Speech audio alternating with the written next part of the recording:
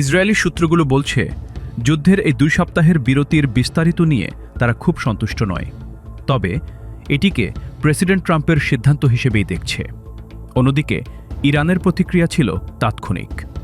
Truth সোশ্যালে ঘোষণার কয়েক মিনিটের মধ্যেই ইসরায়েলের দিকে আরেকটি ক্ষেপণাস্ত্র ছোড়া হয়। এই ক্ষেপণাস্ত্রটি জেরুজালেমের আকাশে প্রতিহত করা হয় এবং এর ধ্বংসাবশেষ নিচে পড়লেও এখন পর্যন্ত কোনো হতাহতের খবর পাওয়া যায়নি।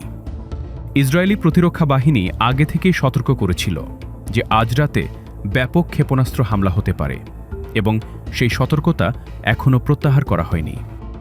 মধ্যপ্রাচ্যে এমন পরিস্থিতিতে কখনো কখনো প্রতিপক্ষ প্রতীকীভাবে শেষ মুহূর্তে একটি হামলা চালায়, প্রতিবাদ বা অবস্থান জানানোর জন্য। তবে এটাও সম্ভব এই যুদ্ধবিরতির বার্তা এখনও সব ইউনিট পর্যন্ত পৌঁছায়নি। It's also possible that word hadn't gotten out to the rocket.